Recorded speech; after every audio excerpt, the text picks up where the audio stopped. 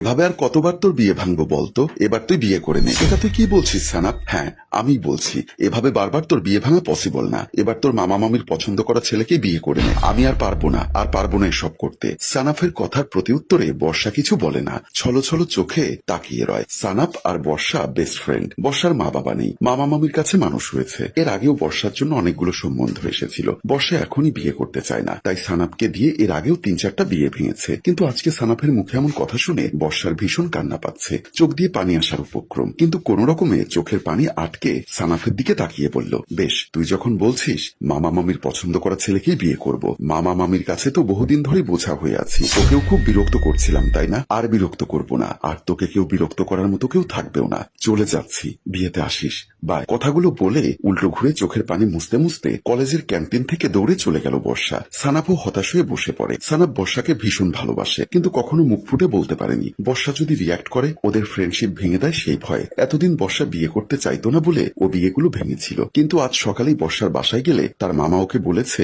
বর্ষার সবগুলো বিয়ের সম্বন্ধ যে তুমি ভেঙেছ এ ব্যাপারে আমি শিওর। আর কখনো বর্ষার বিয়ে ভাঙার চেষ্টাও করবে না। বন্ধু আছো, বন্ধুর মতোই থাকো। এর থেকে বেশি অধিকার দেখানোর চেষ্টা করবে না, সেটা তোমার জন্য ভালো হবে না। আমাকে কোনো প্রকার স্টেপ নিতে বাধ্য করবে না, সেটার ফল কিন্তু ভালো হবে না। আবার বলে দিচ্ছি, বেশি শিয়ানা হয়েছ। সানাপ আর কিছুই না বলে চলে এসেছিল। তাই আজকে সানাপ বর্ষাকে ডেকে মামা মামির পছন্দের ছেলেকেই বিয়ে করার জন্যই বলে দিয়েছে। ও জানে তাতে বর্ষা ভীষণ কষ্ট পেয়েছে, ওর উপর ভীষণ অভিমান করে আছে। সানাপের নিজের ভেতরটাও জ্বলে পুড়ে শেষ হয়ে যাচ্ছে। ভালোবাসার মানুষের বিয়ে কি অন্য কারো সাথে দেখতে কখনোই কারো ভালো লাগে? ওদিকে বাড়িতে গিয়ে বর্ষা কাঁদতে থাকে, মনে মনে বলে, তুইও আমায় বুঝলি না সানাপ, এত বছরেও আমার চোখের ভাষা তুই পড়তে পারিসনি। আর কিভাবে বোঝাবো তোকে আমি তোকে ভালোবাসি? কতবার কতভাবে চেষ্টা করেছিলাম তোকে বোঝানোর, কিন্তু তুই বুঝলি না আমার ভালোবাসা। এতগুলো বিয়ে ভাঙার কথা নয়তো আমি তোকে কখনোই বলতাম না, আর তুই উল্টো আমাকে বলছিস বিয়ে করে নিতে। খানিক বাদেই বর্ষার মামি রুমে ঢুকে আসে, বিছানায় বসে বলে, শোন, তোর মামা ওই ছেলের পরিবারের সাথে কথা বলেছে, কালকেই তোর বিয়ে ঠিক করেছে। খবরদার বাড়ি থেকে বেরোবি না,